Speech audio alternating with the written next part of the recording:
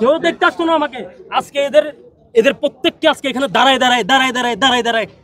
তাদেরকে আন্দোলন করতে হচ্ছে। কেন তারা আন্দোলন কেন করবে? তাদেরকে তো এখানে যাদেরকে উপদেষ্টা বানানো হয়েছে ওদেরকে এসির বাতাস খাওয়ার জন্য উপদেষ্টা বানানো হয় নাই। এখানে এসে চিকিৎসা করার জন্য বলা হয়েছে।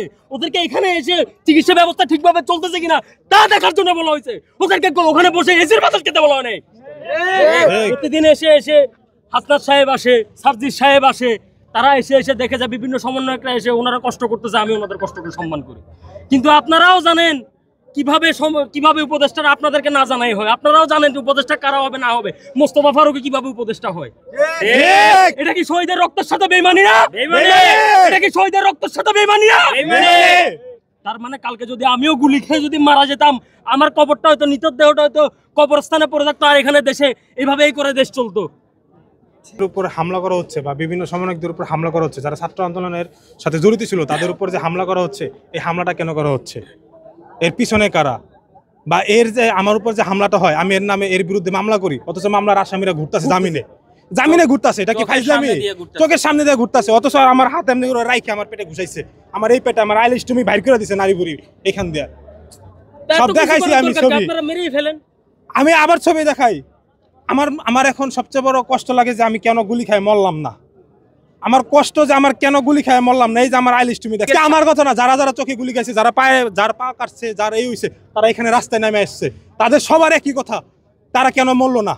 মরলে হয়তো এই অবহেলাটা শিকার হইতো না।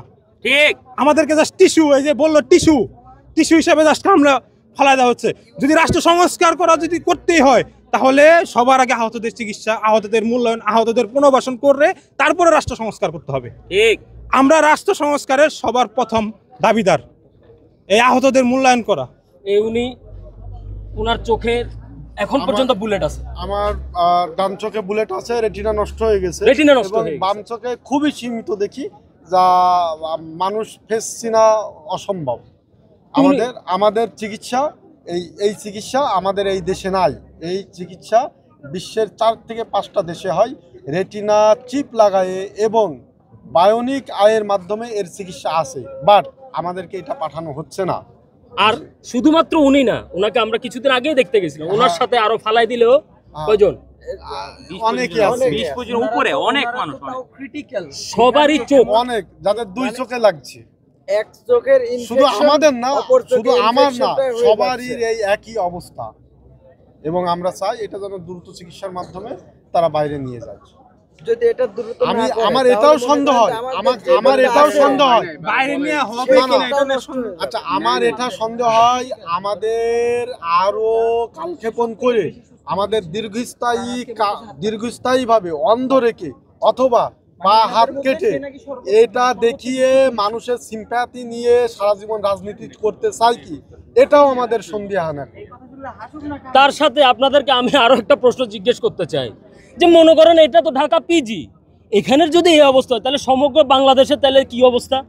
সমগ্র বাংলাদেশে আহতদের তাহলে কি অবস্থা? নিহত পরিবারদের কি অবস্থা? কে খোঁজ নিছে ওদের? কতজনকে খোঁজ নিয়েছে? কতজনকে কি দিয়েছে? শুধু শুনে 1000 কোটি টাকা ফান্ড, শুধু শুনে এত কোটি টাকা ফান্ড, কোথায় এগুলা?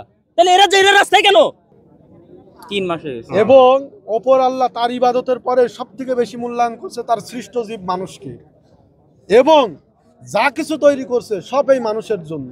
সুতরাং দেশ সংস্কারের আগে মানুষকে সংস্কার করা এই সরকারের প্রয়োজন। মানুষকে মূল্যায়ন দেওয়ার সবচেয়ে আগে অগ্রাধিকার দেওয়া প্রয়োজন।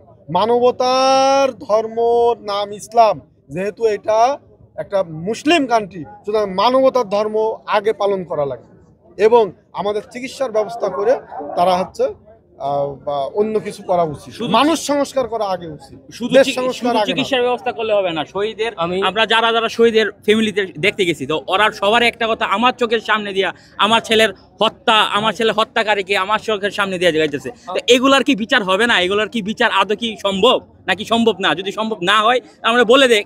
আমি ছোট একটা কথা বলতে চাই, মাননীয় উপদেষ্টাকে সম্মান রেখে ওনাকে সম্মান করে আমি বলতে চাই, দেখেন আপনি একটা চেয়ার পেয়েছেন, ওটা খুব মূল্যবান চেয়ার। কেন মূল্যবান জানেন? ওটা রক্তের চেয়ার, অনেক রক্তের উপরে ওই চেয়ারটা না দাঁড়ানো, আপনার না অনেক কাজ করতে হবে। আমি জানি আপনি একজন মানুষ, আপনার কাছে অনুরোধ করব, এভাবে অনুরোধ করব। আমি তো সুস্থ সবল আছি, অনেকে তো অনেক হাই পাওয়ারি ওষুধ খেয়ে ওদের হয়তো মাথা কাজ করে, ওরা ঠিকভাবে কথাও বলতে পারে না, কিন্তু আমি অনুরোধ করে আপনার কাছে বলবো, আপনি দয়া করে এদের যা চায়, এরা যেভাবে চায়, যেভাবে সুন্দর হবে, আপনি ওভাবে তাদেরকে দেওয়ার ব্যবস্থা করুন। ঠিক আপনি তাদেরকে আর যদি না পারেন, অনেক যোগ্য মানুষ আছে। ইলিয়াস ভাই, আমি আপনাকে ওয়েলিং করতেছি না, আপনাকে বলতে আপনিও একজন যোগ্য মানুষ উপদেষ্টার জন্য।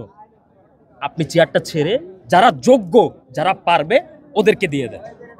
ধন্যবাদ। আসসালামু আলাইকুম। ধন্যবাদ।